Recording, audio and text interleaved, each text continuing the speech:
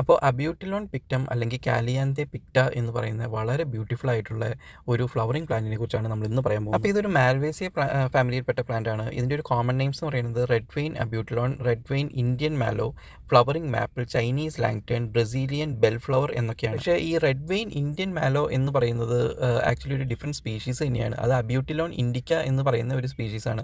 അതിൻ്റെ ഇലകൾക്കും പൂക്കൾക്കും ഒക്കെ തന്നെ ഒരു ഡിഫറൻസ് ഉണ്ട്, ചെറിയൊരു ഡിഫറൻസ് ഉണ്ട് ഇതിൽ നിന്നും. അപ്പോൾ ഇതൊരു 5 മീറ്റർ പൊക്കവും 2 മീറ്റർ വൈഡുമായിട്ട് വളരുന്ന ഒരു ഷ്രബാണ്.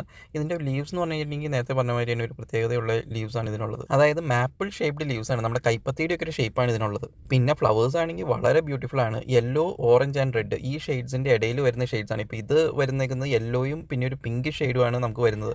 അപ്പോൾ അതിൻ്റെ ഇടയിലുള്ള ഒരു ഷെയ്ഡ്സിലുള്ള ഫ്ലവേഴ്സാണ് ഇതിനുള്ളത്. അതിൻ്റെ ഷേപ്പ് എന്ന് പറയുമ്പോഴേക്കും ബെൽ ഷേപ്ഡ് ഫ്ലവേഴ്സാണിത്. ഇതിൻ്റെ പുറത്തേക്കടെ നല്ല ഡാർക്ക് വെയിൻസ് ഓടുന്നുണ്ട്. അതായത് യെല്ലോ ഫ്ലവറിൻ്റെ പുറത്തേക്കടെ യെല്ലോ വെയിൻസും റെഡ് ഫ്ലവറിൻ്റെ പുറത്തേക്കടെ റെഡ് വെയിൻസ് ഓടുന്നുണ്ട്. അതുകൊണ്ട് തന്നെ ഇതിനെ പെയിൻറ്റഡ് മാലോ എന്ന് വിളിക്കും. അപ്പോൾ ഈ പൂവിൻ്റെ പ്രസൻസ് തന്നെ ഒരുപാട് ഹമ്മിങ് ബേർഡ്സിനെയും തേനീച്ചയൊക്കെ ആ ഏരിയയിലേക്ക് കൊണ്ടുവരുന്നതാണ്. ആക്ച്വലി ഇതൊരു ഏഷ്യൻ നേറ്റീവ് ആയിട്ടുള്ള ചെടിയല്ല, ഇതൊരു south and central American native ആയിട്ടുള്ള ചെടിയാണ്.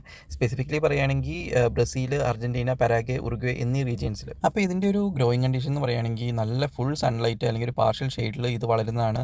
പിന്നെ സോയിലാണെങ്കിൽ നല്ല വെൽ ഡ്രെയിൻഡ് മോയിസ്റ്റ് സോയിലാണ് ഇതിന് ഏറ്റവും നല്ലത്. ഇത് മറ്റ് സോയിൽ ടൈപ്പ്, അതായത് സാൻഡി, ലോമി അല്ലെങ്കിൽ ക്ലേ സോയിൽസിലും അഡാപ്റ്റബിൾ ആണ് എന്നാണ് പറയപ്പെടുന്നത്. വെള്ളം ഒഴിക്കുന്ന കാര്യത്തിൽ ഇതിന് റെഗുലർ വാട്ടറിങ് റിക്വയർഡ് ആണ്. വരൾച്ച ഇത് ടോളറേറ്റ് ചെയ്യില്ല, ഇത് ഉണങ്ങിപ്പോവും. ടെമ്പറേച്ചർ ആണെങ്കിൽ നല്ല തണുപ്പുള്ള ഏരിയാസിലാണ് ഏറ്റവും ബെസ്റ്റ് ഇത് വളരാനായിട്ടും ഇതിന് പൂക്കൾക്ക് ഉണ്ടാവാനായിട്ടും. പക്ഷേ 0 ഡിഗ്രി സെൽഷ്യസിന് താഴേക്ക് ഉള്ള ടെമ്പറേച്ചറിൽ ഈ ചെടി ചീത്തയായി പോവും. പിന്നെ പ്രൊപ്പഗേഷൻ ഇതിൻ്റെ സീഡ്സ് ഇട്ടിട്ടോ അല്ലെങ്കിൽ കൊമ്പ് കുത്തിയിട്ടോ ഒക്കെ ഇത് വേറെ നടാവുന്നതാണ്. അപ്പോൾ ഇതിനെക്കുറിച്ച് വലിയ ഫൈറ്റോ കെമിക്കൽ സ്റ്റഡീസ് ഒന്നും നടന്നിട്ടില്ല എന്നാണ് അറിയാൻ കഴിഞ്ഞത്. അതുകൊണ്ട് ഇതിൻ്റെ കോമ്പോസിഷൻസിനെ കുറിച്ച് ഒരു ബിലീഫ് മാത്രമേ ഉള്ളൂ. ഇതിൻ്റെ അകത്ത് മ്യൂസിലേജ്, ഫ്ലേവനോയിഡ്സും ഫിനോളിക് കോമ്പൗണ്ട്സും ഉണ്ട് എന്ന് വിശ്വസിക്കുന്നുണ്ട്. അത് തന്നെയാണ് ഇതിൻ്റെ ട്രഡീഷണൽ മെഡിസിൻ യൂസേജസിന് കാരണമെന്നും വിശ്വസിക്കപ്പെടുന്നുണ്ട്. ട്രഡീഷണൽ മെഡിസിൻസ് എന്ന് പറയുമ്പോൾ ഇത് റെസ്പിറേറ്ററി റിലീഫിനായിട്ട് യൂസ് ചെയ്യുന്നുണ്ട് എന്നാണ് അറിയാൻ കഴിഞ്ഞത്. ഇതിൻ്റെ ഫ്ലവേഴ്സാണ് ഇതിനെ യൂസ് ചെയ്യുന്നത്.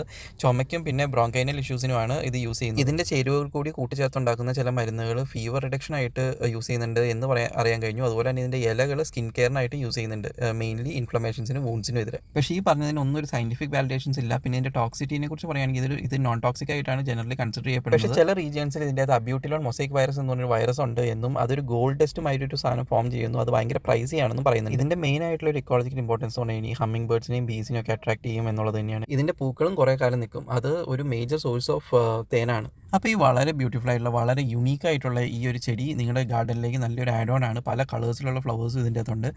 അപ്പോൾ എല്ലാവർക്കും ഈ വീഡിയോ ഇഷ്ടപ്പെട്ടെങ്കിൽ ലൈക്ക് ചെയ്യുക, ഷെയർ ചെയ്യുക, സബ്സ്ക്രൈബ് ചെയ്യുക, കമൻറ്റ് ചെയ്യുക.